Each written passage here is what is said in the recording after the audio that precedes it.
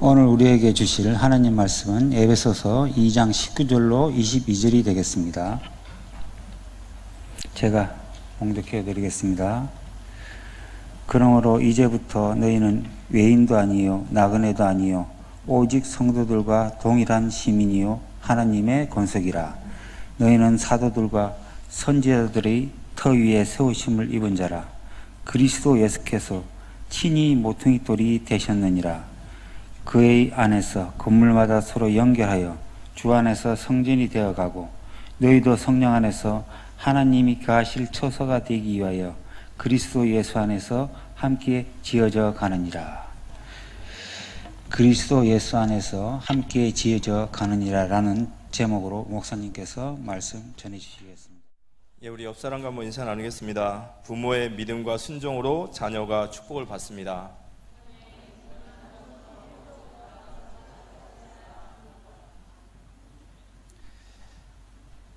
말씀은 여러 가지 입체적으로 의미가 있습니다. 그래서 그 모든 것들을 볼 때 우리가 다 해석할 수 있는 것은 아닙니다. 그래서 주신 말씀을 그대로 받으시는 은혜가 임하기를 기도합니다.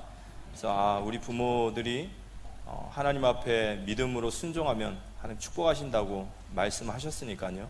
우리는 이번 주간에 우리 신앙도 점검하고 우리 믿음도 순종도 점검해서 정말 우리 후대들에게 축복의 그런 발판을 남겨줄 수 있는, 유산을 남겨줄 수 있는 우리 모든 성도님들 되어주시기를 기도합니다.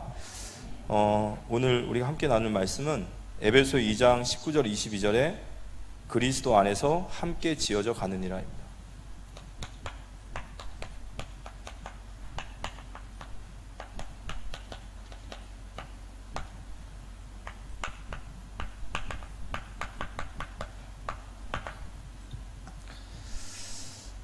이번 주간에 주셨던 말씀처럼 부모의 믿음과 순종이 자녀의 축복이 된다. 시편 37편 25절 26절에 보면 내가 어려서부터 늙기까지 의인이 버림을 당하거나 그의 자손이 걸식함을 보지 못하였도다. 그는 종일토록 은혜를 베풀고 구워주니 그의 자손이 복을 받는도다. 이렇게 나와 있습니다. 아까도 말씀드렸지만 하나님 말씀을 그대로 받고 또 우리 후손들을 위해서 우리가 믿음으로 또 순종하며 나아가야 됩니다. 지혜로운 지도자는 후손들이 따먹을 과일을 미리 심어놓는다라는 말씀도 주셨습니다. 우리 다음 주가 이제 감사절 주간이죠. 추수감사절. 이제 한 해를 마무리하면서 하나님께서 우리에게 주신 은혜를 또 감사하고 또 하나님 앞에 이렇게 예배 드리는 귀한 시간입니다. 이 감사라는 단어가 헬라어로 유카리스티아라고. 이 유카리스티아라는 단어는 이 유라는 말은 좋다라는 뜻이고 카리스티아는 카리스, 은혜라는 뜻이에요. 그래서 좋은 은혜. 이게 성경에서 말하는 감사입니다. 근데 이 유카리스티아라는 말에 감사라는 단어와 이 단어를 또 어디에다 쓰냐면 오늘 우리가 함께 나눴던 성찬이라는 단어가 이 속에 들어가 있습니다. 좋은 은혜라는 것은 감사하고 또 성찬이다. 그럼 이게 무슨 말이냐? 이게 바로 우리 신자에게 있어서 감사의 가장 근본이에요. 우리가 지난주에 본질을 얘기했지만 우리 신자의 감사가 뭐냐? 유카리스티아, 성찬. 그럼 성찬의 가장 중요한 것은 떡과 포도주예요. 그죠? 이 떡과 포도주를 나누는 것은 예수님의 피와 살을 나누는 겁니다. 그럼 우리 신자의 감사의 근본이 어디냐라고 할 때 바로 예수님의 피와 살인 바로 십자가의 은혜를 말하는 거예요. 이게 우리의 감사의 근본입니다. 그러면 우리가 감사할 일이 하나도 없는데요. 난 지금 당장 감사할 일이 아무것도 없어요. 그렇지만 우리가 십자가가 우리의 근본이 되어서 다시 감사를 회복할 수 있는 것은 로마서 8장 32절에 보면 자기 아들을 아끼지 아니하시고 모든 것을 내어주시니가 어찌하여 그 아들과 함께 좋은 것을 주지 아니하시겠느냐 그랬습니다.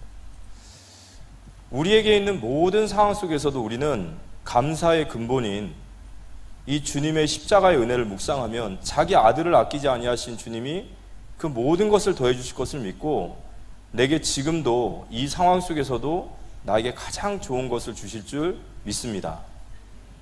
우리의 진정한 감사가 회복되어지시기 바랍니다. 그래서 신자에게 있어서 감사는 어떤 상황이나 환경은 아닙니다. 지금까지 우리가 신앙생활 하시면서 내가 진정으로 감사했던 것들 중에 과연 우리의 상황과 환경이었던 적이 몇 번이 있겠습니까? 그게 아니에요. 그걸 초월하는, 그걸 넘어서는 그 하나님의 은혜가 있습니다. 주님이 나를 구원하신 그 사랑의 은혜와 그 사랑으로 나를 붙들고 계신 은혜가 바로 우리의 감사의 근본인 줄 믿으시기 바랍니다. 그래서 우리가 감사가 사라진 것은 우리의 상황이 어려워서가 아니라 우리의 은혜가 말라서 그래요. 그리고 그 은혜의 핵심은 바로 십자가의 그 사랑이십니다. 그래서 이번 추수감사절을 앞두고 한 해 동안 하나님 나에게 주신 많은 은혜들도 우린 돌아봐야 되지만 더 근본적으로 나를 위해 정말 물과 피를 다 흘리신, 그걸 헌신이라고 하시거든요. 나를 위해 모든 물과 피를, 모든 살을 다 찢으신 그 주님의 사랑을 더 깊게 묵상하면서 그 속에서 하나님 나에게 주실 더 은혜를 바라보며 감사를 회복하는 그 진정한 추수감사절을 우리가 준비하는 이 한 주간 되었으면 좋겠습니다. 신앙생활을 하면서 가장 중요한 거, 정말 우리에게 가장 중요한 게 뭘까요? 어떻게 보면 내 생명보다도 더 귀할 수 있고요, 내 자녀보다도 더 귀할 수 있어요. 우리가 신앙 안에서 봤을 때, 제가 봤을 때 가장 중요한 것이 있다 하면 세 가지인 것 같아요. 첫 번째는 복음, 그리고 나에게 생명을 주신 그 생명이 없다면 저는 아무것도 아니었잖아요. 내게 가장 소중한 것이 뭐냐? 바로 복음 전파, 선교. 그리고 하나가 더 있어요. 그게 뭘까요? 그게 바로 저는 교회라고 생각합니다. 그러니까 제가 생각했을 때 가장 중요한 거, 이 세상에서, 이 땅에서 가장 중요한 것은 복음, 그리고 복음을 전하는 선교, 그리고 교회입니다. 우리 후대들에게, 제가 여기다 우리 후대들이라고 쓰지 않고 내 자식이라고 써놓을게요. 내 자녀. 내 자녀에게 줄 수 있는 최고의 축복이 뭘까요? 우리가 우리 자녀에게 남겨줘야 될 가장 큰 축복, 저는 올바른 교회라고 생각합니다. 올바른 교회. 우리가 아까 지혜로운 지도자는 후손이 따먹을 과일을 미리 심어놓는다 이렇게 말씀하셨는데요. 우리 후대라고 하니까 좀 멀게 느껴질 수 있어요. 내 자녀, 또 내 손자, 내 손녀. 우리가 이 땅 떠나고 나서 우리 후대들에게 우리가 정말로 따먹을 수 있는 과일을 남긴다면 저는 그게 올바른 교회라고 생각합니다. 저는 복음과 선교와 교회는 한 단어라고 보거든요. 정말 이 풍랑만난 시대잖아요. 그죠? 지금 우리가 보고 있는 시대 속에서도 조금만 깊게 보시면요, 이미 대한민국에서도 복음은 이미 많이 사라졌어요. 많이 사라졌고, 실제로 정말 더 깊은 차원으로 봤을 때는 하나님을 대적하고자 하는 문화가 엄청나게 일어나고 있습니다. 예를 들어서 우리 낙태법 지금 통과됐죠. 과거에는 통과 안 됐습니다. 왜 그랬을까요? 과거에 이 나라를 정치적으로 지키고 있었던 사람 중에는 기독교 신자들이 있었어요. 근데 대법원장의 판결로 낙태법이 통과됐다는 것은 이미 그 축이 기울인 거예요. 앞으로 어떤 시대가, 어떤 풍랑이 우리 후대들한테 보입니다. 근데 그 풍랑과 그런 방황 가운데서 정말 혼미한 영이, 계시록 12장의 말씀처럼 정말 혼미한 영이 역사하는 그 시대 속에서 우리 후대들을 붙들어 줄 수 있는 것은 바로 교회입니다. 맞습니까? 이렇게 못 깨달으시면요, 아직 신앙의 눈이 안 열리십니다. 아직도 교회가 무엇인지 모른다면, 우리 지금 이제 3부 예배는 헌신 예배입니다. 어떻게 보면 우리 교회 사명자들이 모인 자리고 교회 다 일꾼들이 모인 자리인데, 우리가 진짜 교회를, 바울은요, 깊도다, 그 하나님의 은혜요, 그러면서 교회를 얘기했거든요. 교회에 우리가 눈이 열리지 못하면요, 우리 아무리 뭔가를 열심히 해도 결국에는 우리 하나님 보셨을 때 우리 사역이 그렇게 중요한 일을 하고 가지 못한 겁니다. 그렇지만 우리가 정말 올바른 교회를 세워놓는다면 우리 후대에게 가장 좋은 축복, 정말 최고의 선물, 하나님 우리에게 보셨을 때 정말 잘했다, 그런 칭찬받는 우리 모두가 되어질 줄 믿습니다.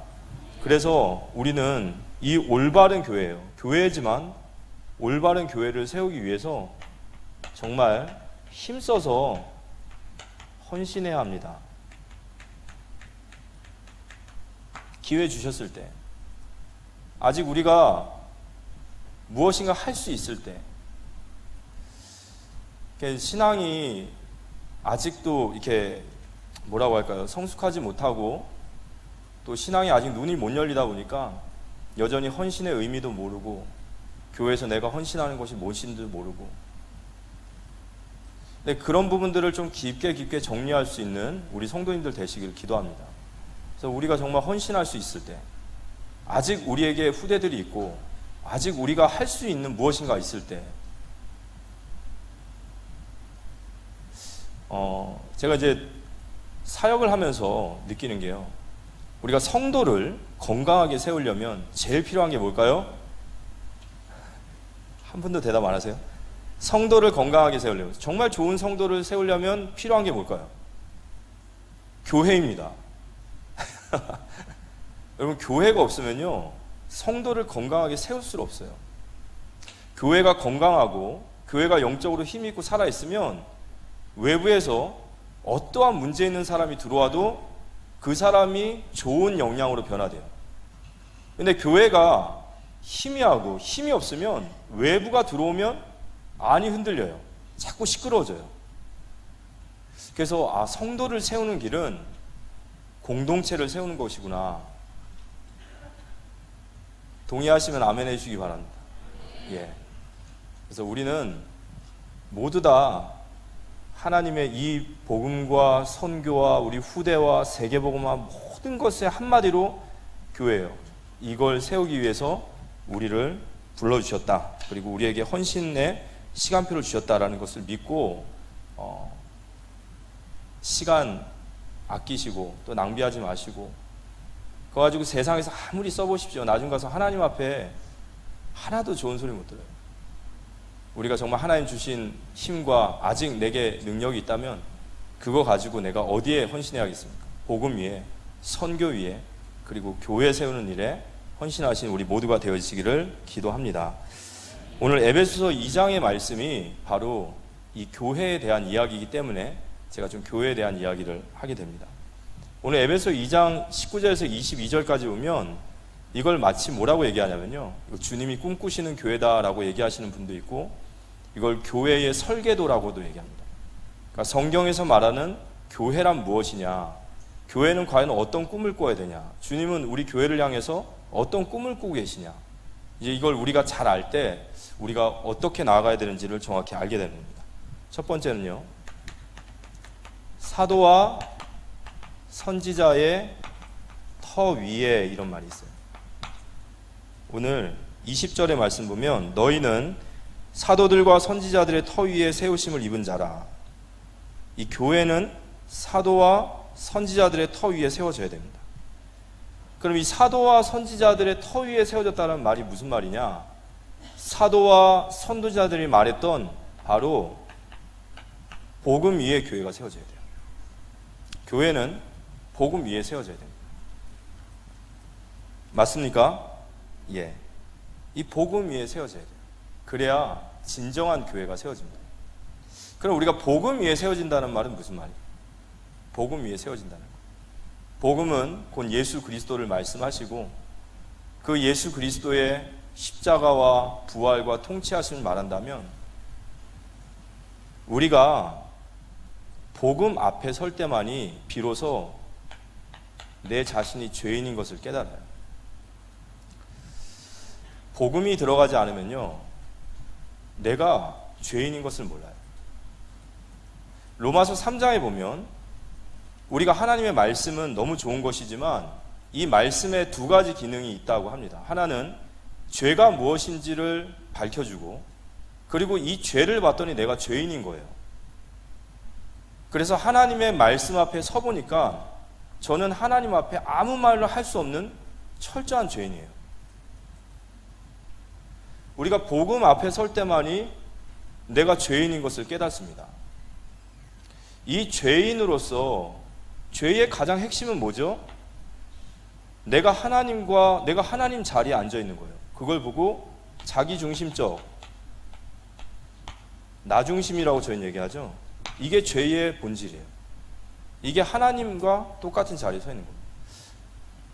우리가 불신자들은 모두 다 죄인이에요. 모든 일이 죄인입니다. 왜냐?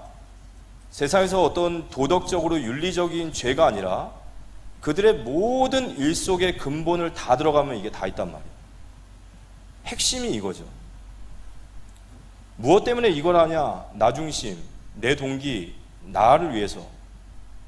근데 이제 신자도 마찬가지예요. 신자도 우리가 복음이라는 것을 알고 나중심이 죄라는 것을도 알면서도 우리가 했던 많은 일들의 근본이고 동기고 보면 이 속에 이게 있어요.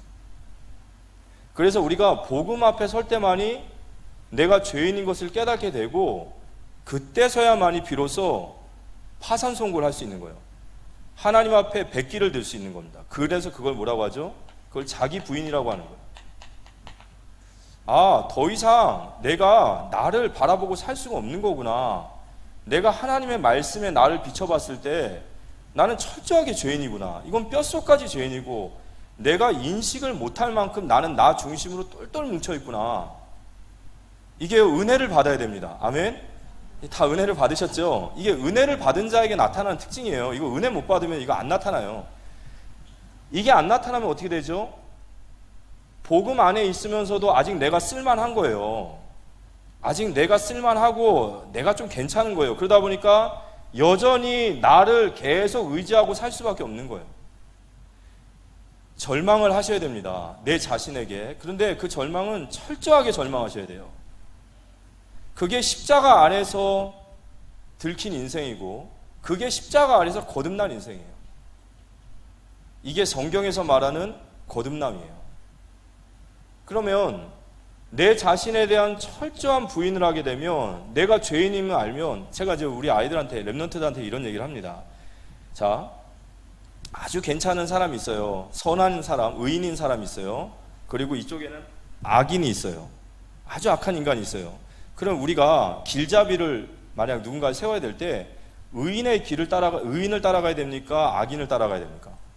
의인을 따라가야죠. 이거 악인 따라갔다가는 이거 강도 만나고 이거 죽일지 모르죠. 그런데 내가 악인이란 말이에요. 내가 죄인이란 말이에요. 내가 하는 모든 행동들마다 나 중심이고 하나님을 대적하고 하나님 두려워하지 않고 내가 그런 인간이었단 말이에요. 그래서 내가 죄인이라는 것을 알고 나면 더 이상 내가 나를 따라갈 수 없어요. 그래서 바울이 내가 무엇을 하리까? 라고 질문하기 시작한 거예요. 주여, 주님은 누구십니까? 라는 질문 이후에 나온 게 뭐죠? 이제 내가 무엇 하리까? 왜냐? 지금까지 내가 잘한다고 했던 모든 것이 그리스도 핍박하는 일이었어요. 알고 봤더니 이제 더 이상 나를 따라갈 수가 없는 거예요. 이게 복음을 만난 사람이에요. 이게.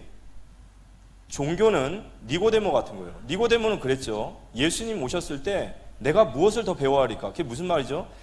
괜찮은 인간인데 이제 예수님의 가르침을 조금 더 들으면 더 괜찮은 인간이 돼서 종교적으로 완성할 수 있다는 거예요. 그걸 보고 종교라고 하는 거예요. 내 힘으로 의에 이룰 수 있고 내 힘으로 하나님 나라에 그 일에 갈 수 있다라고 생각하는 게 종교예요. 복음은 뭡니까? 십자가 아래서 죽어 마땅한 우리 자신이 들킨 거예요. 그래서 이 복음 앞에 선 사람은 자신의 의가 아니라 이제 오직 하나님의 의를 붙잡게 되는 거예요. 이 하나님의 의가 누구시죠? 로마서 3장에 바로 우리 주 예수 그리스도예요. 이 땅에 누구도 의인은 없어요. 우리가 따라갈 수 있는 아무도 없습니다. 모두 다 죄인이거든요. 그런데 율법과 선지자들이 말한 하나님의 의가 나타났으니 우리 주 예수 그리스도시라. 맞습니까? 이래야 우리가요, 예수 그리스도를 따라가는 것이 내가 생명이라는 걸 알아요. 근데 이게 확실하게 안 들어오면요, 따라가긴 따라가는데 계속해서 질척거려요. 확신이 없는 거예요. 여전히 내 생각이 맞는 것 같고, 여전히 내가 말한 대로 가는 것 같으면 맞는 것 같아요. 근데 하나님 우리를 함부로 무례하게 다루지 않으시기 때문에 살살 지금 우리를 이렇게 구슬려서 오시고 계십니다. 그래서 우리가 정말로 예수 그리스도를 따라가는 삶이에요. 그러면 예수 그리스도를 따라가는 삶을 살고자 하는 자는요, 무조건 100% 그때부터는요, 인생의 말씀이 기준이 되어져요. 왜냐하면 예수님을 따라가는 방법이 없어요. 근데 예수님을 따라갈 수 있는 길은 오직 말씀밖에 없거든요. 그래서 그 말씀을 참고가 아니라 절대로 받아들입니다. 이런 믿음 있으십니까? 아멘이 양쪽 둘밖에 안 해요. 이런 믿음 있으십니까? 예, 말씀이 곧 생명이에요. 말씀 따라가면 안 되는 것 같지만 그게 생명의 길인 줄 믿으시기 바랍니다. 창세기 2장 17절에 선악과를 먹지 말라, 그걸 지키면 생명나무를 먹게 되는 거예요. 말씀이 생명이에요. 그래서 우리는 말씀을 참고서로 들면 안 되고 절대의 권위를 회복하셔야 돼요. 말씀과 내 삶이, 말씀과 내 생각이 부딪힐 때 우리는 거기서 영적인 싸움을 해야 돼요. 그리고 말씀을 택할 수 있는 은혜가 우리에게 이루어지기를 기도합니다. 자, 그러면 오늘 말씀에 사도와 선지자들의 터 위에 교회를 세우심이라 그랬어요. 이 세우다라는 말이 이 바울이 말한 이 그림 언어라고 그래요. 오이코노메오, 그래서 건물을 세우다라는 뜻이 있어요. 또는 사람을 세우다, 이 똑같은 뜻입니다. 세우다, 건물을 세우다. 근데 이 건물을 보니까 교회인 거예요. 그래서 오늘 에베소서 2장 20절에서부터 22절까지가 교회의 설계도라고 얘기합니다. 그래서 우리는 이 교회의 설계도를 우리는 잘 다시 한번 우리가 확인하고, 우리가 이 그림이 있어야 됩니다. 우리가 이 그림이 있어야지만이 이런 교회를 구현해낼 수가 있어요. 그리고 우리 후대들에게 이 교회를 계승할 수 있는 겁니다. 그래서 교회를 사랑하고 하나님 나라를 꿈꾸시는 우리 모든 성도님들은 가슴에 이 교회를, 그림을, 이 설계도를 딱 담으시고 우리가 계속해서 구현해 나가는 그런 우리 모두가 되어지기를 기도합니다. 그러면 에베소 2장 20절에서 22절에 보면 오늘 말씀이 그리스도 안에서 함께 지어져 가느니라 그랬거든요. 첫 번째, 교회의 설계도, 과연 하나님께서 원하시는, 또 하나님이 이 땅에 만드시고자 하는, 또 우리가 반드시, 절대라고 그랬죠, 반드시 이루어야 될 우리 교회 공동체의 모습이 무엇인가? 첫 번째 나온 것이 2장 19절입니다. 그러므로 이제부터 너희는 외인도 아니요 나그네도 아니요 오직 성도들과 동일한 시민이요 하나님의 권속이라. 이 에베소서 2장 11절에 보면 그러므로 생각하라 이런 말이 있어요. 이게 굉장히 은혜로운 말씀입니다. 왜냐하면 뭘 생각하라 그러냐면 에베소 2장 1절부터 10절까지예요. 그때 너희가 그 가운데서 너희 허물과 죄로 죽었던 너희를 살리셨고, 공중권세 잡은 자였던 너희를 하나님 건져내셨고, 본질상 진노했던 너희를 그리스도께서 그 피의 은혜로 너희를 살리셨다. 그때는 너희가 외인이었고 이방인이었고 하나님의 약속에 밖에 있는 자들이었지만 이제는 우리가 한 가족이 되었고 하나님의 권속이 되었다라는 얘기예요. 이 에베소 지역은 이방인과 유대인들이 막 혼합적으로 있는 교회다 보니까 이들의 생각은 서로 달랐어요. 교회가 세워졌지만 진정으로 교회의 설계도가 필요했기 때문에 오늘 바울이 이 얘기를 하면서 교회의 반드시 교회가 가져야 될 그 그림, 그 모습, 그 첫 번째가 뭐냐? 바로 너희는 그리스도의 권속이다, 이런 얘기가 있어요.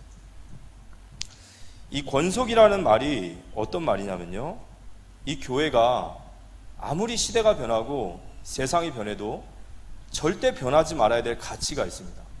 이 가치가 뭐냐? 교회는 가족 공동체예요. 이게 벌써 이제 우리와 생각이 다르죠. 그래서 이제 우리가 조율해 나가는 겁니다. 예수님께서 이 땅에 교회를 세우실 때 교회를 뭘로 지정하셨냐면 그리스도의 권속, 권속은 식구를 얘기하는 거예요. 교회는 가족 공동체입니다. 맞습니까? 근거가 있냐? 디모데전서 3장 15절에 보면 만일 내가 지체하면 나로 하여금 하나님의 집에서 이렇게 행하여야 할지라 알게 하려 함이니 이 집은 살아계신 하나님의 교회요 진리의 기둥과 터니라. 하나님의 교회를 뭐라고 했냐면요, 하나님의 집이다 그랬어요. 집은 하우스가 아니라 홈이에요. 홈. 교회가 절대로 놓치지 말아야 될 정신, 교회의 정체성, 가족 공동체입니다. 로마서 8장 29절에 보면 하나님이 미리 아신 자들을 또한 그 아들의 형상을 본받게 하기 위하여 미리 정하셨으니 이는 그로 많은 형제 중에서 맏아들이 되게 하려 하심이라. 맏아들이면 둘째 아들, 셋째 아들, 넷째 아들이 있는 거예요. 가족 공동체. 우리가 마태복음 6장 9절에 보면 주기도문의 첫머리가 뭐죠? 하늘에 계신 하늘에 계신 아버지여가 아니라 하늘에 계신 뭐라고요? 우리 아버지. 아버지가 같네요. 양윤석 부목사와 우리 성도님 아버지가 같아요. 그럼 아버지가 같으면 우린 뭐죠? 형제자매. 그래서 교회에서 가장 아름다운 단어가 형제자매예요. 누구 씨, 누구 분, 누구 양 이런 거 없어요. 우리는 가족입니다. 아멘. 비록 우리가 이러한 생각들에서 너무 멀어져 있을지라도 우리가 올바른 교회를 세우기 위해서 계속 나가야 될 지향점이라는 거예요. 우리가 가족이란 말이에요.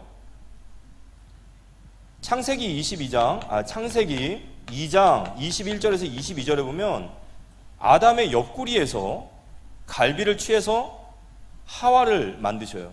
그래서 그 하와를 보고 뼈 중에 뼈요 살 중에 살아 그러면서 한 몸을 이뤄서 부부가 됩니다. 그걸 가족이라고 하죠.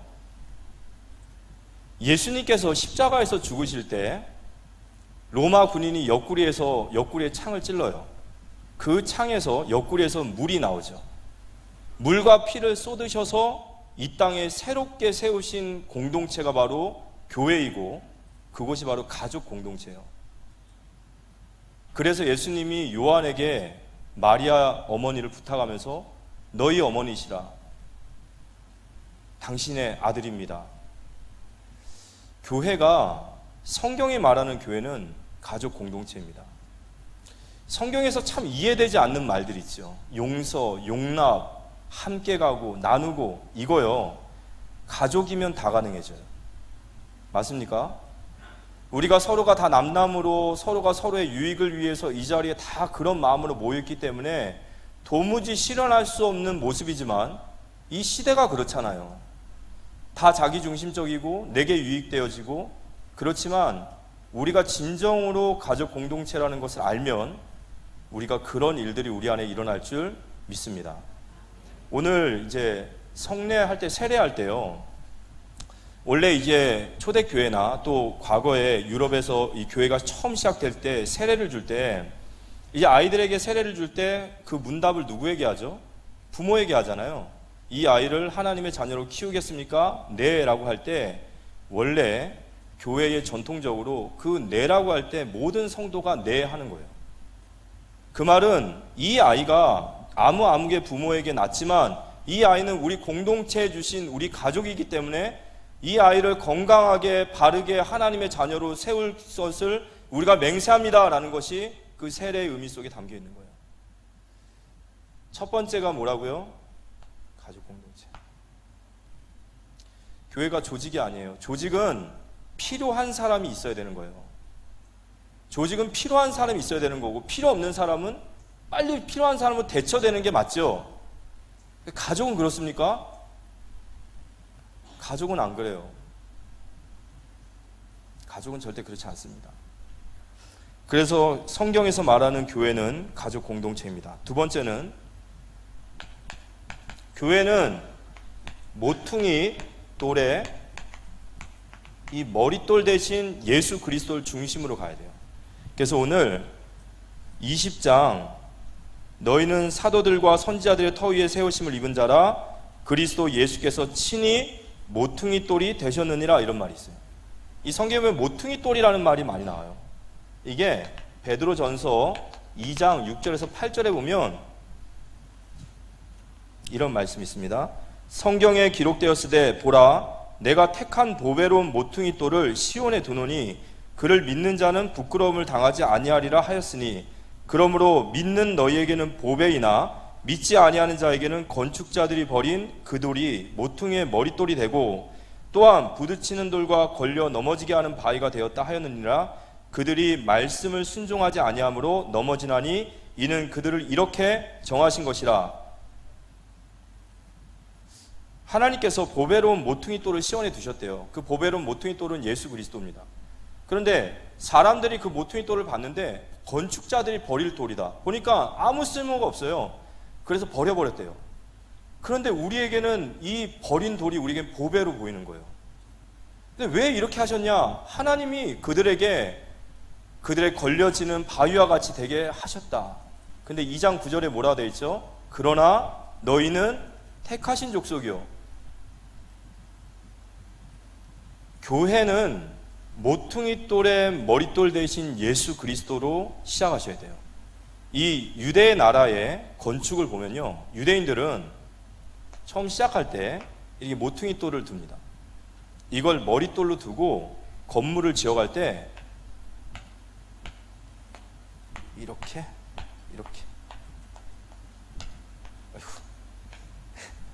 이렇게 가요.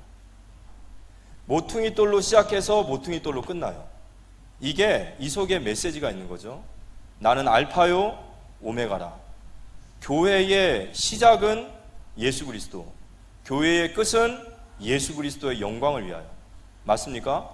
예수 그리스도의 뜻으로 시작하고 예수 그리스도의 영광으로 끝내는 것이, 그게 올바른 교회예요.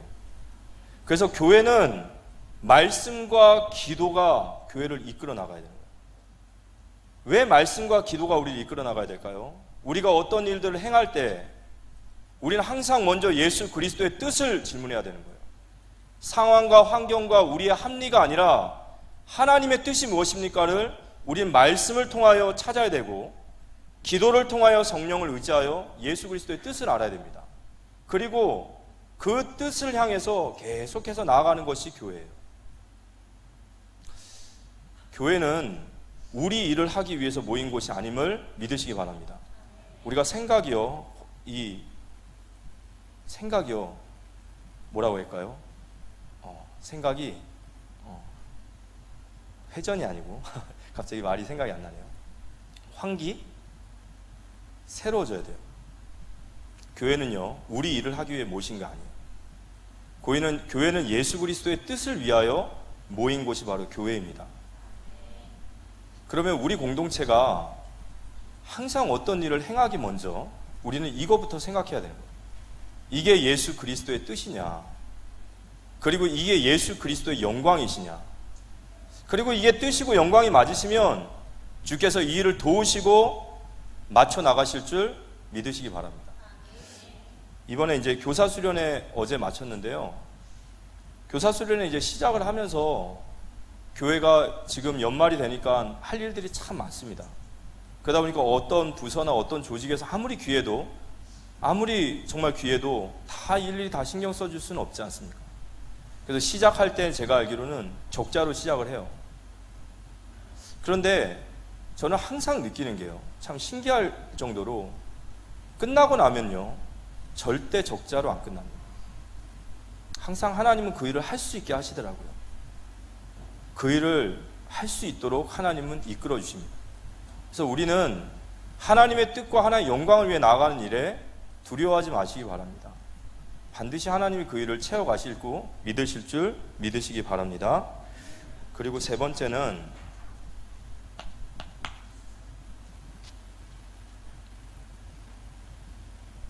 21절에 보면 그 안에서 건물마다 서로 연결하여 주 안에서 성전이 되어가고 그랬어요. 건물마다 연결되고 주 안에서 뭐라고 돼 있죠? 어디 있죠? 연결되고 주 안에서 성전이 되어가고 그랬어요. 건물마다 연결되어진다. 이 연결되어진다라는 게 되게 중요하죠. 이어지고 연결돼야 돼요. 왜냐하면 교회에 부름받은 성도들은 단 한 사람도 쓸모없는 성도가 없어요. 하나님의 성전을 만들어가는 데 있어서 다 각자의 위치와 다 각자의 설계도 안에 들어와 있는 분인 줄 믿으시기 바랍니다. 그래서 우리는 서로 이어가는 싸움을 해야 돼요. 모든 성도는 하나님의 성전으로 되어져 가기 위해서 부름받았다. 그래서 모든 성도는 전부 다 이어져야 돼요. 다 이어져야 돼요. 그래서 그들이 다 하나님의 교회로 세워지는 것이 하나님의 뜻입니다. 근데 오늘 이 에베소서 2장 13절에 보면 이제는 전에 멀리 있던 너희가 그리스도 예수 안에서 그리스도의 피로 가까워졌느니라 라는 말이 있어요. 근데 이 가까워졌다는 말이 무슨 뜻이냐면 그냥 우리가 가까워졌다는 게 아니라 그리스도께서 우리를 휘어잡으셨다는 거예요. 땡기셨다는 거예요. 교회는 뭐냐면요, 교회 안에 들어와 있는 모든 건물들, 모든 지체들을 땡겨야 돼요. 그들을 휘어잡아서 땡겨서 이어가고 그들이 성전이 되어갈 수 있도록 계속해서 싸워가는 것이 바로 우리의 사명입니다. 모든 성도들이 건물마다 이어지듯이 한 사람도 소외되고 낙오되고 이곳에 손님처럼 방청객처럼 왔다 가는 것이 아니라 모두 다 그리스도의 교회로 세워가는 일에 땡기는 역할을 누가 해야 될까요? 앞서 있는, 그렇죠, 아멘, 맞습니다. 그건 내가 하는 겁니다. 우리가 하는 겁니다. 그래서 모든 성도들이 교회로 세워갈 수 있도록 이어져가는, 바로 그 교회가 바로 올바른 교회인 줄 믿습니다. 그리고 마지막으로 네 번째, 에베소 2장 22절에 보면 너희도 성령 안에서 하나님이 거하실 처소가 되기 위하여 그리스도 예수 안에서 함께 지어져 가느니라 그랬습니다. 그래서 오늘 주제인 그리스도 예수 안에서 함께 지어져 가느니라 그랬거든요. 그리스도 예수 안에서 함께 지어져 가는 우리 모두 되어지길 기도합니다. 예. 그런데 오늘 이 에베소서에 오늘 19절에 보면 전에는 너희가 이방인이었다라고 얘기했죠. 이 함께 지어져 간다라는 의미 속에 이 너희도라는 단어 있죠. 이 너희도는 누굴 얘기하냐면요, 교회 안에 들어와 있는 성도가 아니라 앞으로 교회가 되어질 그들, 지금은 현재 이방인으로 있지만 복음을 받지 못했지만 우리와 같이 예전에 언약의 외부에서 이방인으로 있던 그들이 우리와 함께 지어져 가느니라 이거예요. 이걸 뭐라고 하죠? 바로 교회의 선교적 교회라고 합니다.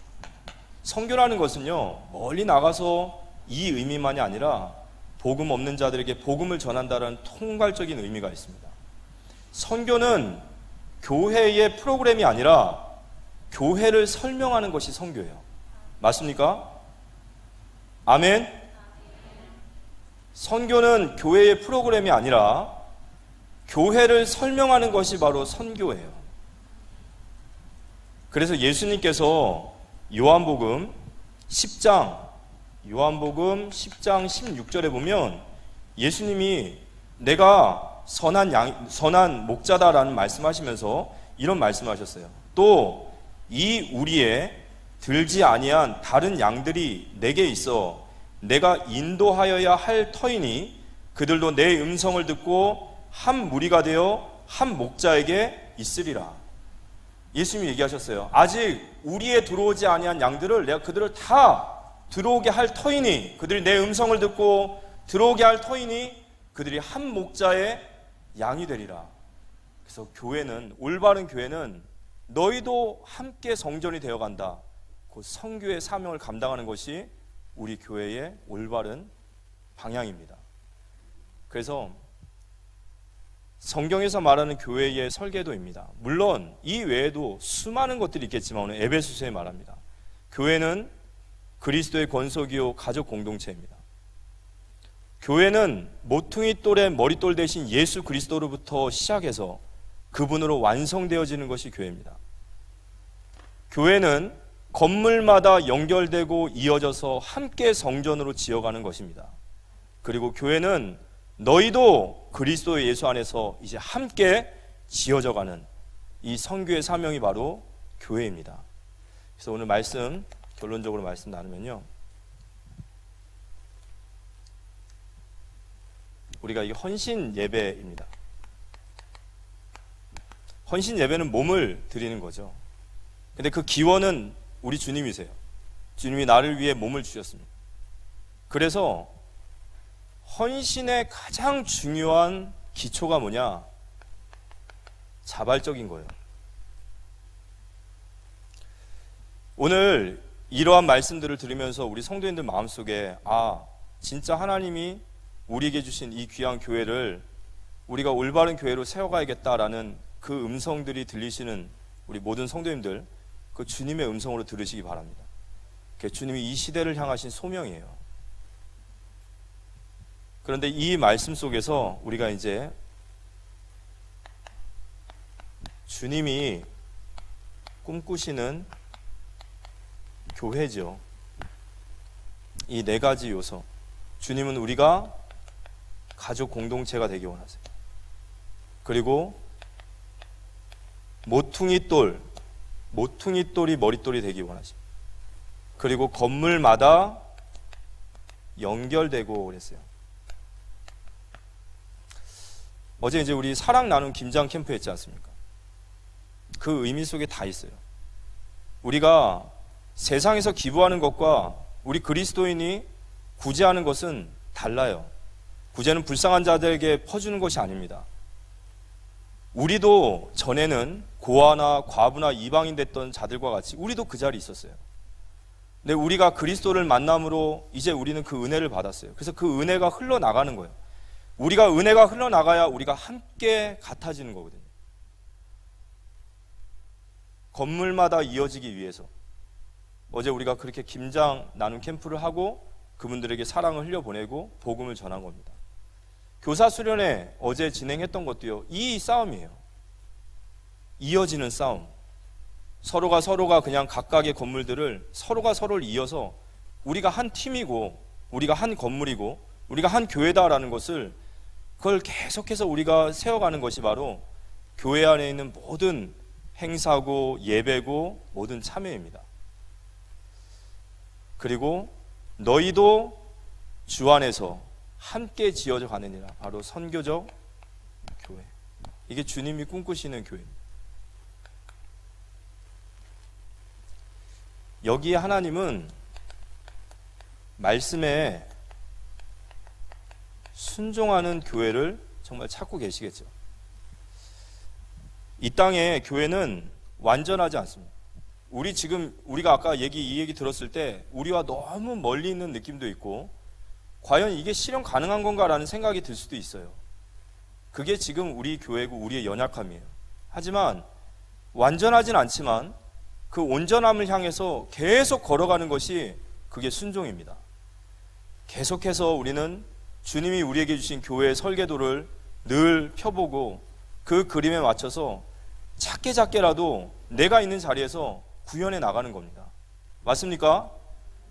우리 안에서 자꾸 이기주의적인 생각 들고 세상 것처럼 그냥 서로 필요하고 너나 나나 윈윈하고 뭐 이런 느낌들이 올 때마다 우린 다시 말씀으로 돌아가서, 아니지, 우리는 주께서 세우신 가족 공동체지.